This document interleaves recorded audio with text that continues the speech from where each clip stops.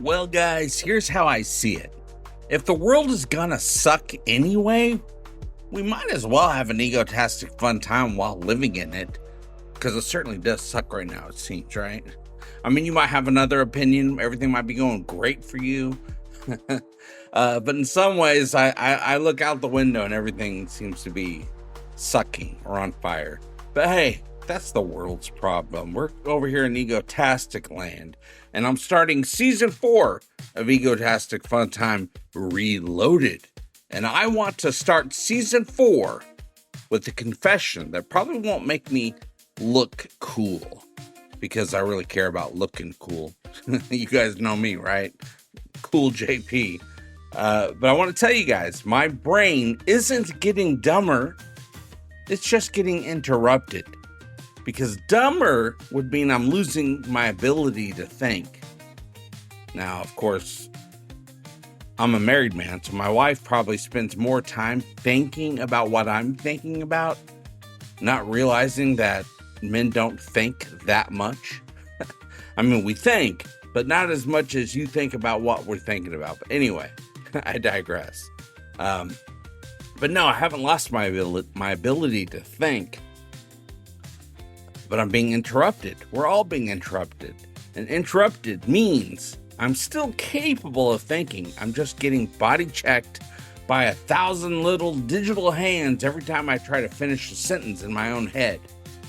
And that matters to me, because I'm not like sitting here as some like full-time creator living in a content mansion with 12 ring lights and a personal assistant who brings me my engagement report on a silver platter. I don't even own a ring light. Yes, I do have some key lights for when I do video stuff. I was thinking about trying doing video stuff for this podcast. But I did it. I don't have my better camera set up. I didn't like the way it looks. So I said, let's not do video this time. But I'm thinking I'm going to experiment in future episodes so that the YouTube side of this it gets video of my dumb face saying these dumb words to you into your smart ears. But no, I'm going to tell you guys. So I'm not like a full-time creator. I did that for a little while. Man, that was hard. But anyway, first and foremost, in the last couple of years, I have realized I am a hardcore family man. My only real concern in life is taking care of my wife and my kid. That is my mission. That's the whole operating system, you guys. Everything else, this show, the internet, whatever anybody thinks I should be doing, comes after that. Plus, I don't care what people think I should be doing. I do what I am doing, and I do what I want to do, when I do, and how I want to do it. Sometimes that's a good thing. Sometimes that's a bad thing. I'm not going to sugarcoat it. We'll talk about that in future episodes. We're also going to talk more about who I am, what I do for a living, because I actually do work a full-time job that doesn't pay enough to leave me time to actually live the life I spend most of my life working to pay for. Now that sentence right there is like modern adulthood in one ugly knot. But yes, I have a full-time job. I am a professional. I have been for a year and a half, a professional social media content moderator. And it's for one of the big guys. I can't tell you, but it's something you've heard of. Anyway, it don't pay enough. It sounds fancy, but it's not. It definitely does not pay enough. People are always surprised. It's like, oh, that's not much money at all. Anyway, let's get off this. To add to the fun of working my full-time job and having my mission to take care of my family, we also recently had Snowpocalypse 2026, which sucked. I ain't gonna lie, it sucked. I posted some of my Snowpocalypse pictures on my Patreon page for those that are interested in checking it out. It's over there. And then now, just a couple weeks later, it's some of the best weather you can ever want. I've never seen it this nice this time of the year. But anyway, we basically had a hardcore snowstorm not too long ago. I made it to work. I shouldn't have, It was actually too dangerous to have attempted, but I did it. I got there. Totally not worth it, because, you know, if you risk your life and lose that life, or damage your car, which are going to cost money, that's all being taken away from the family that you care about so much. So if you're in a bad situation where it's either going to risk your life or your wallet, do not risk it. We don't live in a world where you're going to be taken care of. So take care of yourself. You got to do it for the people that love you, the people you love. But this type of storm, you know the kind. Well, some of you do, where your neighborhood turns into a frozen obstacle course, and suddenly your entire personality becomes, oh, do we have enough food? Are the pipes okay? And why does the driveway look like an ice rink designed by Satan? And you gotta be careful with I can tell you personally, you gotta be careful with that driveway. You can slip very easily. I usually slip once every single year. This year I've been okay, knock on wood, knock, knock, knock. But you're trying to just keep your house warm, to keep the kid from going full cabin fever chaos, and to keep yourself from eating stress snacks like you're preparing for hibernation. And I usually do keep snacks around. I don't get into them. I just save them for when my wife says, oh, I wish I had something sweet. I'm like, well, guess what? Guess what I got in store for you? I think you're going to like it. And then I go and dig out one of the treats that I have hidden in the house, hoping that she'll like it. Anyway, I'm a sap, okay? I'll admit it. But in the middle of all of that, your phone still wants you to care about 15 arguments you didn't start, 10 opinions you don't respect, and 3 people filming themselves doing the same dance like it's a sacred ritual. I have to watch this stuff 5 times a week, 8 hours a day. We'll talk about that. Because I'm like, you know what? On my day off, which is today, which is when I'm recording this, I say, not today, internet, aka Satan, a necessary evil. But season 4 of the show is drawing me a line in the snow, okay, you guys? This year, I'm all about no algorithm worship. If you've been following me for a while, you've kind of seen me going towards this direction. F the algorithm. I'm not going to worship anymore. I know what it's done to me. I see what it's doing to other people. No trend chasing. That's always been my style. So I'm not always successful in not chasing a trend, but usually I'm like, you know, F trends. I see everybody doing the same thing. I'm not going to pretend that I'm a brand. I'm just me. I'm just talking to a microphone right now. Sometimes I make a video or edit a video, but I am not a brand. People started treating me like a brand over the last few years. I did not like it. It felt weird. I'm like, I'm just me. I'm just a human being with one day off, trying to make something worth my time and worth your time, hopefully. And yes, I take it seriously, very seriously. I mean, of course I take it seriously. I'm doing it. I mean, I could be off playing the remaster of Last of Us on PS5. That thing's awesome. It's not just like upscale. They actually remade the entire game from the ground up for the PS5. You can play it. There's like no difference between part 2 and part 1 quality-wise. It's great. Anyway. Yes, I take this seriously, even though personally, I'm a cosmic joke. We're all a cosmic joke, really, when it comes to the universe. I'm a guy with bills, a family I adore.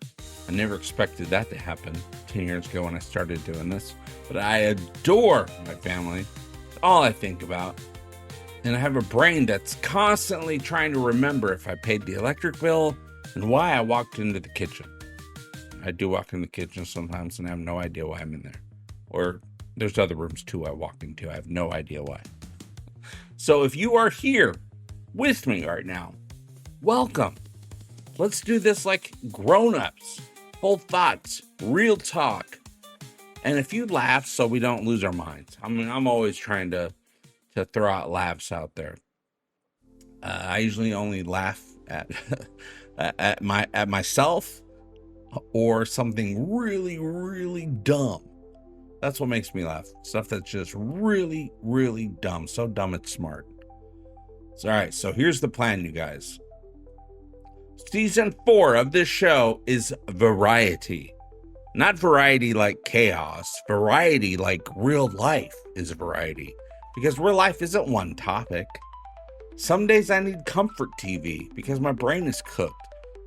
Some days I need to talk about society because it feels like everybody's trapped in a group project with no leader and the loudest person is somehow in charge. Some days I just want to nerd out about entertainment history because movies and shows are basically time capsules of what people feared, what they wanted, and what they were willing to laugh at just to survive. You gotta laugh, you guys. That's how I survive.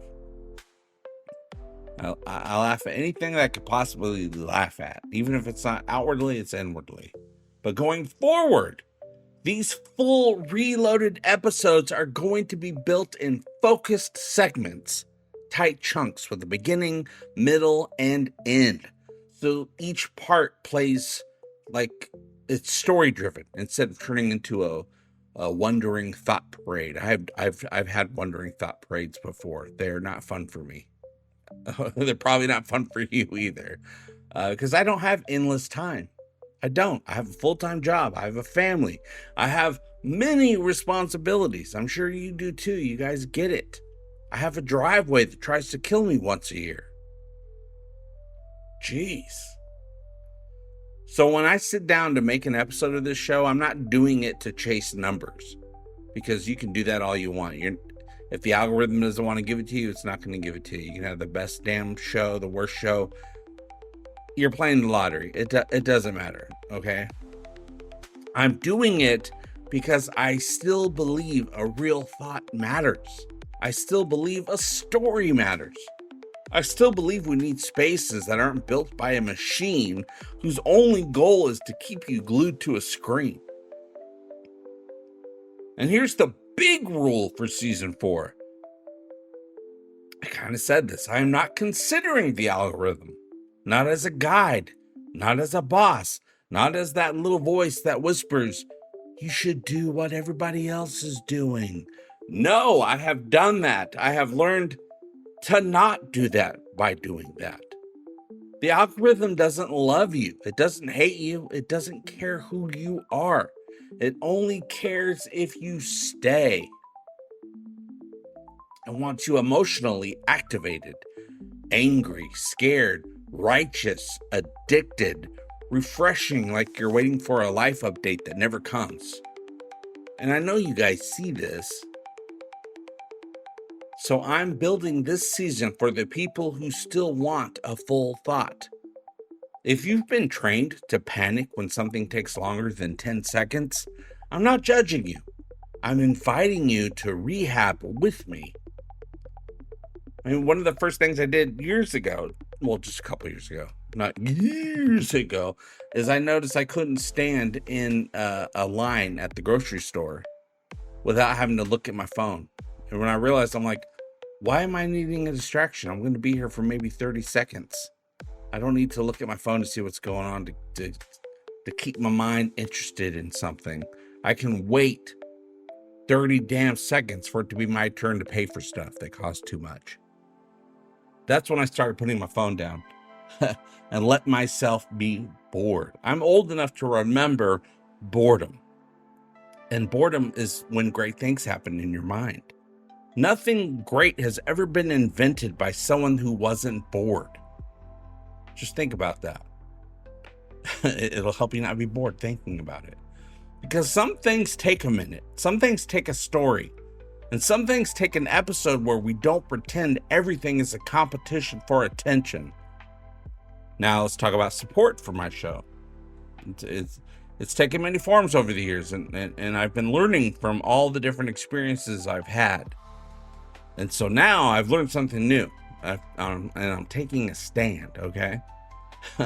I'm going to say this once. I'll probably say it a few more times. We'll see. But I'm going to say it clearly, and then we can move on, okay? Because I don't like turning the show or my work or our community into a sales pitch.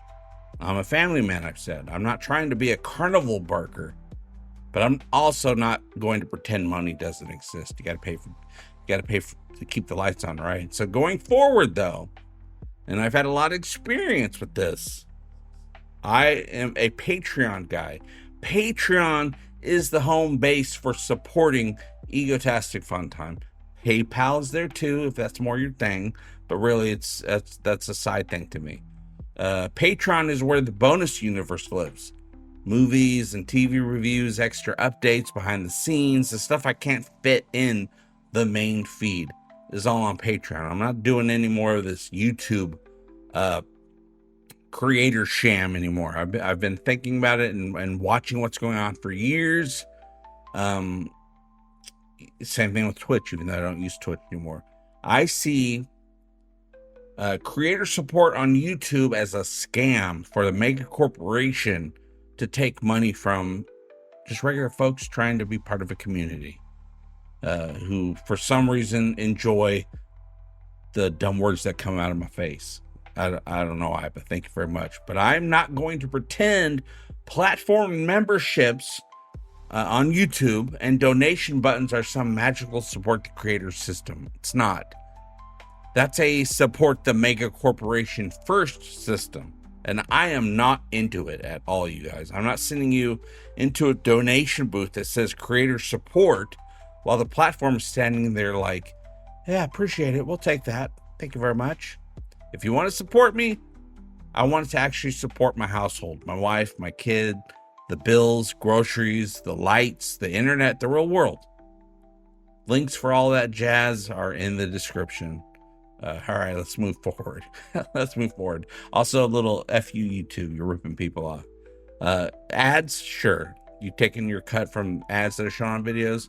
Great, that makes total sense. But if someone's like, hey, I'm going to directly give this channel that I like some money, they're taking a big cut, and it ain't right. It ain't right. And even if I don't get my cut, they make sure they get their cut. Okay, now I'll move on. Comfort time. Let's talk about comfort. Now you're going to learn a little bit about me here with comfort. I'm a big fan of things that comfort my mind. And what comforts my mind?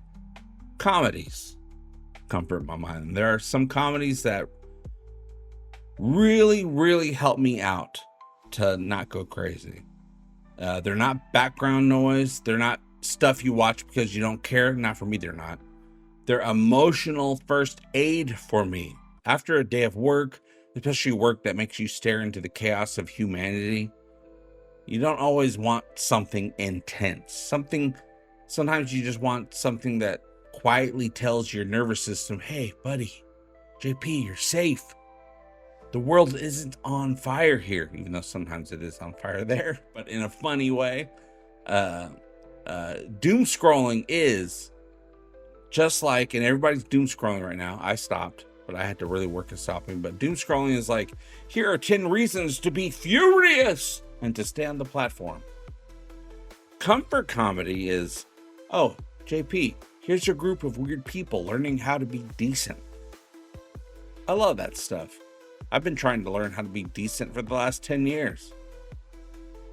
It's been the most important journey I've ever been on in my life. And when you're trying to hold a household together, which I am with my wife, when your biggest goal is to keep your wife and kids safe and okay, not just not torn up, but actually they feel good as people, which is my concern. I want them to feel right, not just be right. Those little pockets of decency on these shows or movies, for me it shows, matter more than people admit, okay? So here are my, and there's more than this really, but these are my top 5 bingeable comfort comedies. They're basically chosen like tools in my kit, not ranked like they're in a cage match or anything, because different days require different medicines. I'm medicated with comedy, okay? So number 1 for me, Parks and Recreation. Parks and Rec is optimism that doesn't feel fake. It's the fantasy that if you put imperfect people in a room, they might actually build something good together. Leslie Knope cares loudly, and the show treats caring like strength instead of a punchline. That's why I was really drawn to this show. These people like each other. And what makes it bingeable to me isn't just the jokes, it's the feeling that people can be annoying and still be worth showing up for. Ron Swanson, who can be very annoying and very, very strict in his way. I find my mind in certain ways is starting to go towards the Ron Swanson angle without the quirks. But I'm starting to see things that Ron would see. I'm not a big fan of being surrounded by people anymore. I used to be, but now I just want peace, Ron Swanson style. But Ron Swanson is a walking contradiction who somehow ends up being one of the softest hearts in the room. April, she pretends she hates everyone while clearly building a tiny family. Andy's a lovable human golden retriever. That's what I used to try to be when I first started doing Egotastic Fun Time. I was always thinking about Andy, dumb and lovable. I'm different. I'm different than that now. Even though when I'm in a group of people, I still try to be dumb and lovable because it makes people happy and it makes them laugh. It makes me laugh. But the show is full of that rare thing. A community that actually tries. And that's why I fell in love with the Egotastic Fun Time community, you guys. I never expected to have a community, but we are a community. So when life feels like a blizzard, literal or metaphoric, Parks and Rec is that reminder to me that hope can be practical. Not a speech, not a hashtag, just practical hope. All right. So here's one that I'm watching now. This is number 2 on my list. I used to just love it, but now I very much love this show, and I watch it all the time. Especially on Peacock, they have the Superfan episodes of The Office. I highly recommend going on Peacock and watching the Superfan episodes, which is they now have all 9 seasons of The Office Superfan style. Superfan style is all footage that was edited out in the original airing is now back in the episode. So every single episode is at least 10 minutes longer, has 10 minutes more footage than was aired when you originally watched the show or had rewatched it on whatever streaming service. It's on Peacock right now. I think it used to be on Netflix. Who knows? That's a whole other conversation. Shows going back and forth. But you can drop into The Office. Well, at least I can, because I know everything about it. You can just drop into it like you're walking into a room where the furniture never changes. You know the awkwardness is coming. You know somebody's going to say something that makes you stare at the ceiling like you're asking the universe for patience. These Superfan episodes, they're like discovering an extra hallway in a house you've lived in for years. Extra character beats, extra content, extra little moments that make the same jokes hit differently. Or again, things will make more sense that didn't make sense before because there's going to be more exposition. It's also a workplace show, which I love, that understands a truth a lot of people actually live with. Sometimes the job is ridiculous. Mine's definitely ridiculous. The people trapped in it with you become the reason you survive it. I work with some great people. We're getting to know each other more and more than we even used to. Makes the job a little bit better.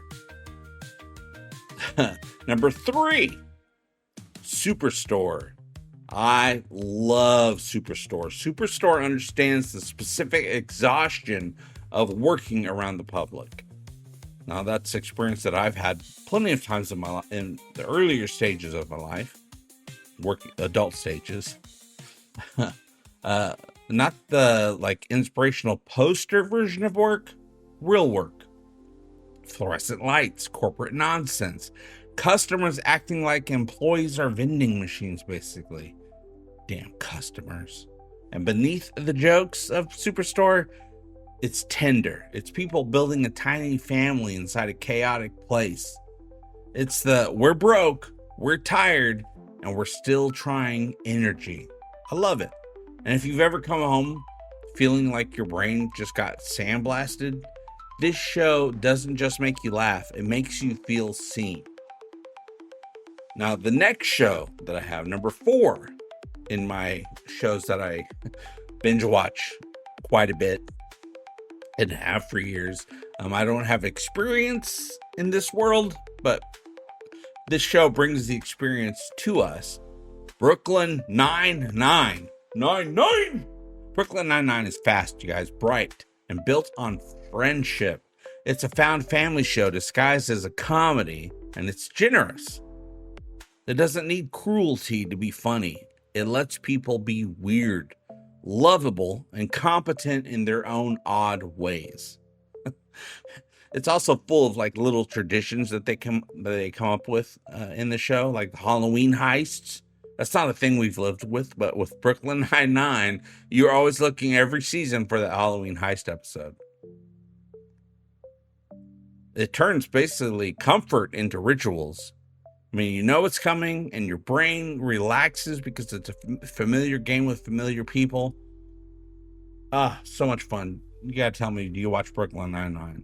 And in a world where everybody online acts like they're enemies by default, it's nice to watch a group of people who choose each other.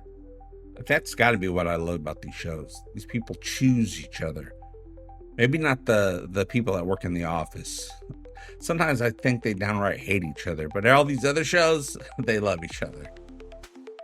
And then a really important show to me, I've binge watched this probably 50 times. I've actually in my life have learned things from this show, how to become a better person. The Good Place. Have you not watched The Good Place? Watch The Good Place, damn it. Damn it, you watch The Good Place. I don't think you can say damn it on The Good Place, in The Good Place, but damn it in the real world that I live in, you can say damn it, and you can say watch The Damn Good Place. The Good Place is the sneakiest comfort comedy on my list. It makes you laugh. Then it quietly upgrades your moral software. It believes people can change, not overnight. A little bit Jeremy Bearimy going on. Not perfectly, but genuinely people can change. And in a culture obsessed with proving people can never improve, that is a relief. And I hear people say that all the time, like, oh, people don't change. I'm like, yes, they do, because I have changed. I mean, I was never like a bad guy who tried to turn good, but I was not as good back in the day as I am now. I care more. I can genuinely say I care more. I don't know if part of that has to do with just getting older, seeing the world differently, having a family. I'm all about just doing the right thing. But in a culture obsessed with proving people can never improve, it's relief, right? Did I already say that? I can't remember. I just start rambling. But the show also does something very rare. It asks big questions about ethics and identity without turning into a lecture. There are some lectures in the show, but they're funny. You're gonna love it. It's thoughtful, like in a way that still feels like a hug to me. Absolutely love it.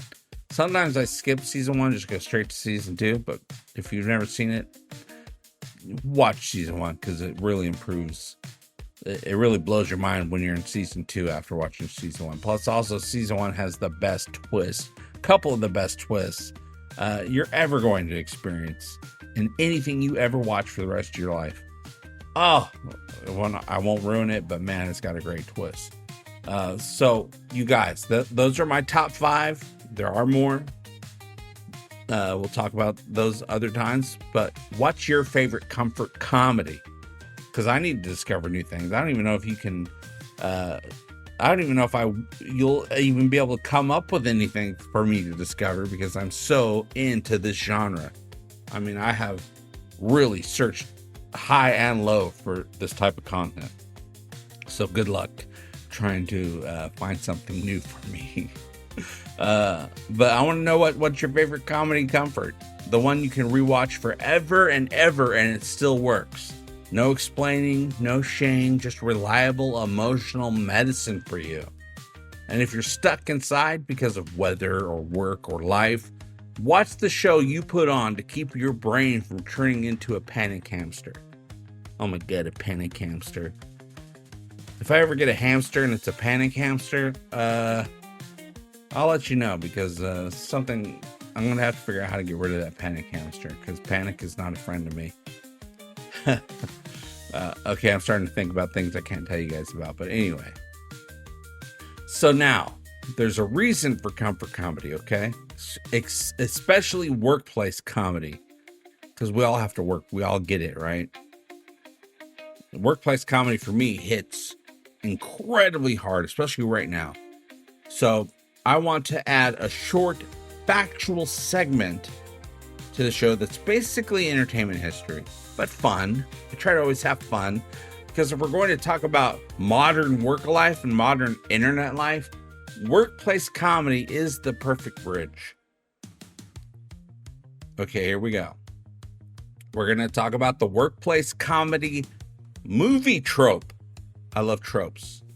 Well, I love talking about tropes, things that are very common, different types of movies and TV shows, topics, and tropes, basically. Trope is not a negative. Some people think it's a negative. It's not. It's just the word you use for when there's a type of thing like workplace comedy or post-apocalyptic drama.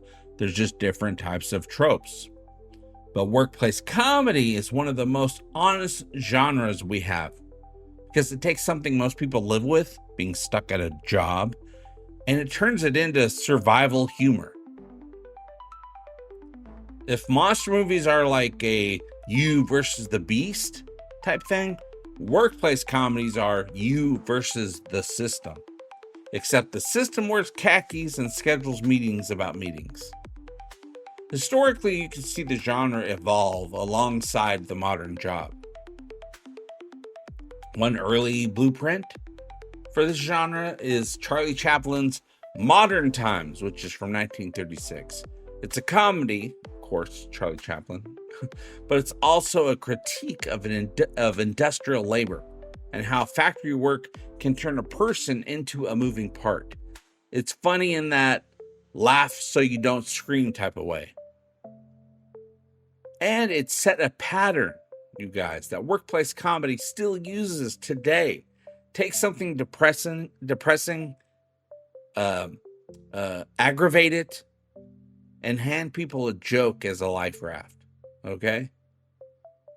Then in 1960, you get The Apartment, which I need to see more of this. Okay? I've seen a little bit, but I need to see more. But The Apartment brings the workplace into your personal life and makes it morally complicated. The premise is simple and brutal. An office worker lends his apartment to higher-ups so they can have affairs. Freaking higher-ups. I don't know if they can have a lot of affairs nowadays, not without reporting it to HR. But he thinks that doing this will help his career. The humor is there, but the point is sharper. A job can pressure people into choices that make them smaller. Now, I'm sure you've heard of this, you guys. 1980, especially if you're a fan of the Orville, you've heard of this. 9 to 5, working 9 to 5, Dolly Parton. Workplace comedy becomes open rebellion. It takes the daily grind, disrespect, exploitation, power abuse, and turns it into a fantasy where the workers finally flip the power dynamic. It's funny, but it's also a cultural snapshot. A movie that basically says, we're tired and we're done pretending this is normal. We're mad as hell, we're not going to take it anymore. Network, that movie's not on the list, but part of this segment, but I thought of it, so I had to mention it. I also had to take a drink of my water. My throat's going crazy. So now, you guys, we come to probably the best workplace comedy movie ever made, Office Space, 1999. You've had to have heard of, seen, thought about Office Space. It's cubicle culture. It's a haunted house. There isn't just like one villain, Okay, it's the gray sameness, the corporate language that means nothing, and the quiet terror of realizing your life is being converted into meaningless tasks and TPS reports. So, what makes workplace comedy a trope? Not just a setting. It's the repeating cast of nightmares that we all recognize. We're all working people, I assume. If you're a rich people, help me figure out how to become a rich people. But the things that we all recognize about this trope is the boss, who's the tyrant, the clown, or both sometimes, the co-workers, oddballs you'd never choose, who somehow become your people, the rules, okay, nonsense everyone follows because everyone's afraid, the tiny rebellion, the prank, the daydream, the quitting fantasy, the moment you finally say, nope, I'm done, I'm out of here. I'm wondering if they're gonna, well, I guess this movie actually had quiet quitting in it, but I don't think that was recognized as a thing back then. I would like to see some more workplace comedies about quiet quitting, because that's a big thing nowadays. But here's why workplace comedy is secretly hopeful, okay? It exists because people needed a way to laugh at power without getting crushed by it. We need relief from these things.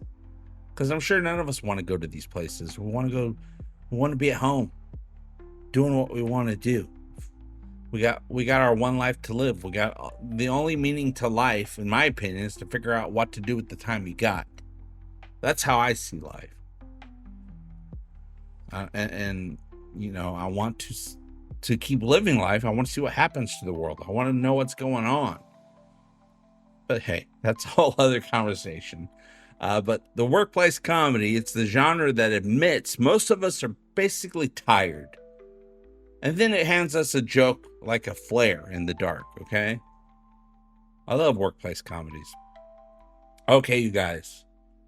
Now it's time for a mini reset of this episode because, you know, we've got lots of stuff to talk about. Okay, let's talk about the workplace machine, the modern workplace machine that follows you home. The algorithm. Ooh, the algorithm. I don't think about the algorithm when making this show, but I do think about the algorithm a lot because I see it hurting us. It's hurting you. So we're going to talk about the algorithm bubble wars, okay? So let me share with you what I've learned in the last year and a half with my job as a social media content moderator. I get to see at my job what's going on out there without an algorithm. Yes, I get to see what everybody is saying and posting without an algorithm trying to get me to stay or push my mind in a certain direction, one way or the other. So let me tell you what I've learned about the algorithm by not having to be subjected to it. The algorithm keeps people in whatever bubble they are already in. Not because it wants to educate you, because it wants to keep you on the platform longer. That's what it's all about. That's it. It's not trying to teach you anything or give you an opinion. It's trying just to keep you on the platform so that the platform can make more money. That is it. So what it does is it learns what you react to and feeds you more of it. Anger keeps you scrolling. Fear keeps you refreshing. Righteousness keeps you commenting. And when you live inside that long enough, your feed starts to feel like reality. But it's not. Your feed is not reality. It's not what's going on out there. Because I see it all. But that's how people start acting like they're on teams. They don't just have opinions. They have identity. At least they think they have identity. That's what the algorithm is making you think you're being given. And once identity is involved with this, facts become optional. And I'm talking about everybody. You might think I'm talking about the other team that that's a team that's not the team that you think you're on. But I'm not. Everybody. Facts become optional with everyone. So now I'm actually careful about what I say for my job, okay? Because I'm not here to break trust or spill anything I shouldn't. Plus, I signed an NDA. But I can tell you this. I don't get a curated, flattering version of humanity at work. I see what people post when they think nobody's watching and when they think their side is morally protected. And it's ugly across the board. Different corners have different patterns. Some spaces thrive on constant grievance, complaining like outrage is a hobby. Other spaces escalate into intimidation and threats like rage is leadership. Different flavors, same disease. Dehumanization is what everybody is doing to everybody else. And they're not even realizing they're doing it. But I see it. I see it all day, every day. Well, 5 days a week. Because once you decide those people aren't human, you can justify anything. Cruelty becomes entertainment. Lying becomes strategy. Harassment becomes defending the cause. And I see people being so cruel to others. Lying, straight up lying. Or they heard a lie and they're continuing propagating the lie, not realizing it's a lie in the first place. But I know it's a lie because I see the other side. I see the whole thing. I see the middle. I see up and down, left and right. I see it all. I see every corner of it. And the machine rewards it because conflict keeps people glued to the screen. So here's the trick. Being angry feels productive, right? It feels like you're doing something. It feels like you're part of a mission. But most of the time, it's just you donating your attention to a platform that sells it. Your rage becomes their revenue. So I once I realized that, I was like, enough is enough. I see what's going on. I am not going to be a part of it. I'm not going to allow a machine to influence me because I see it influence everybody. Everybody in my life I see being influenced one way or the other. And I know every type of person. That's how I've curated my life, is to know every type of person. Whatever that type of person is, I know somebody like that, okay? And this is where my family life changes how I see all of it. All this. When I clock out, I don't want to bring the internet home. I want a quiet house. I want to laugh with my wife. I want to be present with my kid. I want to feel like life is more than a paycheck cycle, which is, that's something to accomplish right there, because life is so expensive and jobs do not pay very much anymore. And you're not going to be getting those raises. That life does feel like a paycheck cycle. So you have to adapt to make it not feel like a paycheck cycle. We'll talk more about that in the future, because I have made many changes in my life to make it not feel like a paycheck cycle. Time, for me, especially for me, I think about this all the time. I told somebody this yesterday. Time is the real currency. And I don't have extra time to donate to strangers that are yelling at each other. So part of season 4 is me saying, nope. Not today, not in my house, not in my mind.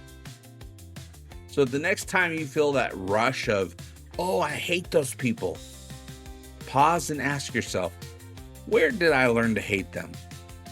Why do I hate them? Is that even true? Most things people tell me, I believe almost nothing anymore that anybody tells me about anything, even dieting advice, nothing. Because most people are just repeating some nonsense that they heard that's not even true. So anytime somebody tells me something, I do this all the time. Not even about political stuff. This is just life stuff. Like, don't fold your socks together. Stuff like that. I research everything people tell me. And almost 95% of the time, it's always wrong what they told me. But I don't fight them on it. I just let them keep believing it, because if someone's not ready to listen to what the actual factual modern day scientific truth is of something, you're wasting your time. And I am not here to waste my time at all. Now, you listening to this podcast, you might be wasting your own time, but that don't have anything to do with me. I gave you a shot to turn it off. But when it comes to like the feed, our outrage is rented. And you're paying for it with your peace. They are taking your peace from you and replacing it with outrage, okay? Now, that bubble mindset that the algorithm is making its bread and butter on, it doesn't stay just like in politics or culture wars. It leaks into everything. It leaks into how people talk, how they argue, how they create, which brings us to the last segment of this episode, because the internet didn't just turn people into mascots. It turned everybody into copy machines.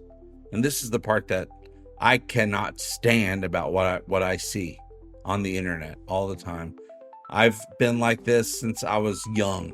I do not like copying people. I don't like doing the same things that other people are doing. Not clothes, not music, nothing.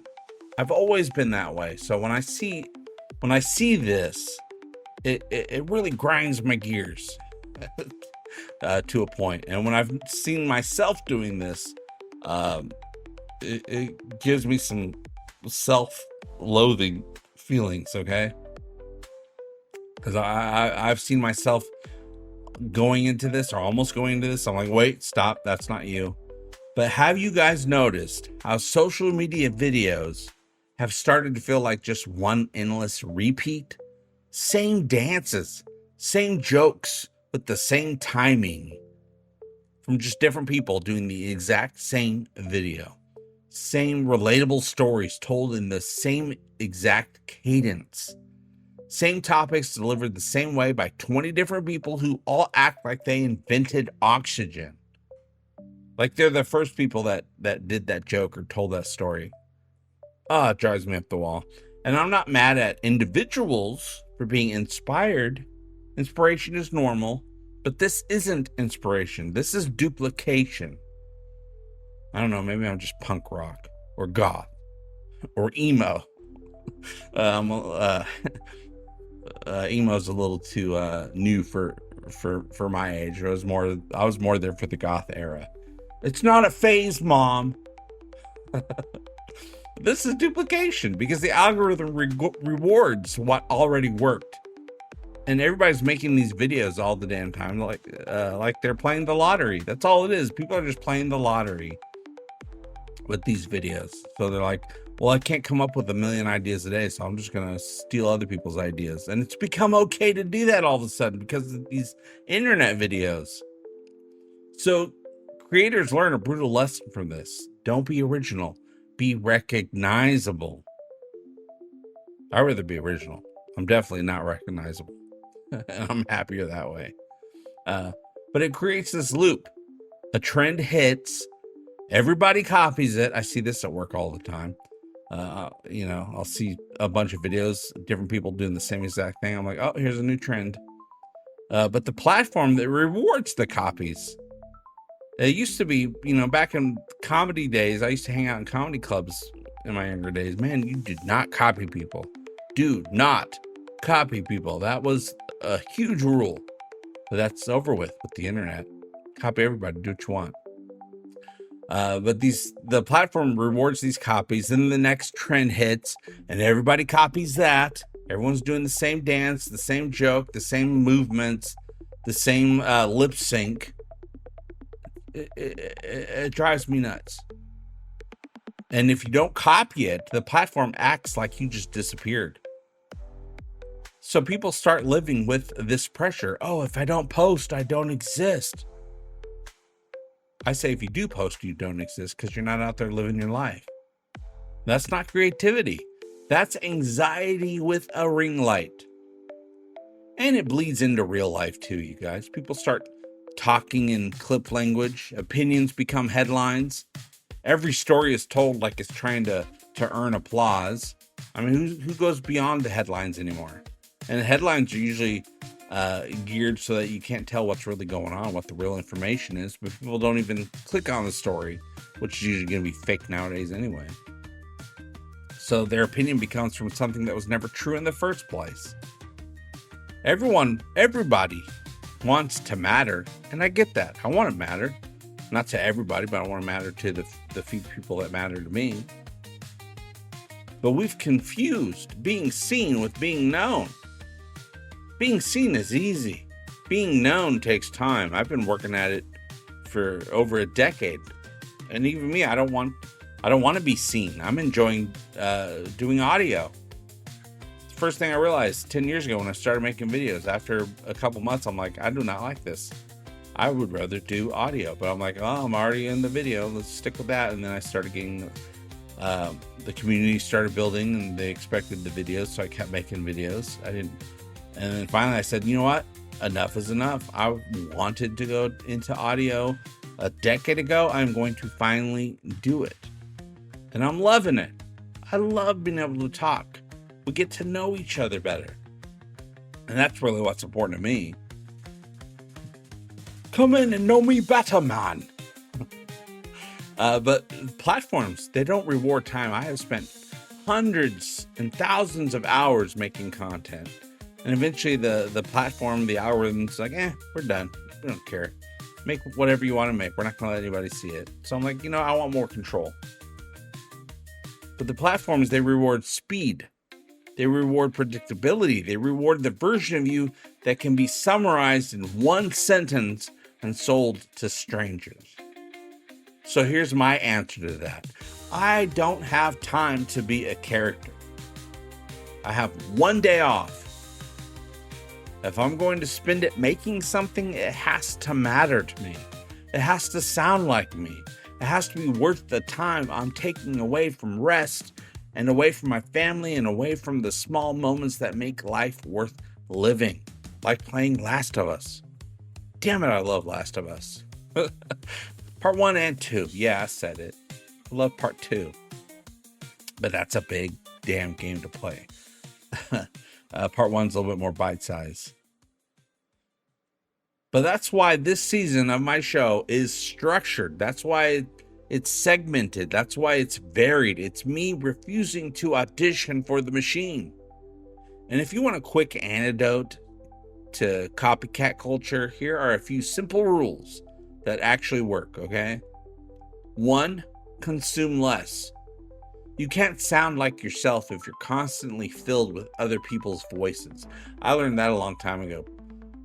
That's why I stopped watching reviews of movies and TV shows, because that's what I was doing. I'm like, I'm not going to watch other people doing the same content, and then I'd start learning their opinions, and their opinions start sinking into my head. I want my own opinion.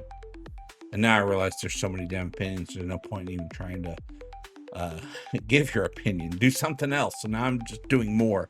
I want to talk about more things. And then, if you like my reviews or my opinions on things, that's mostly going to be produced and uploaded to my Patreon page. Here we're going to talk about everything else. We'll be doing some, like in this episode, I was talking about my top 5 workplace comedies. We're talking about the workplace comedy trope. That's for here, okay? But the extra things that I do, that'll be over for Patreon, because I really appreciate the community over there. Not that I don't appreciate you guys. I do. But 2, we talk about 1, let's talk about 2. Make one thing that you'd make even if nobody saw it. I feel like that's what I'm doing now. I don't care if people hear this. I just need to make it. I want to make it. If you do hear it, I'm very happy that you're here with me. Hopefully, this means something to you. But really, I'm just doing this really for me, because I love it. Stop chasing originality and chase specificity. Specificity. Let me think about that. Specificity. Be specific is what I'm saying. Specific is always more interesting than loud. And I'm sure you see a lot of loud people out there, but they're not very specific, are they? They're just yelling. 4, build a routine that doesn't depend on a trend cycle. That's going back to originality.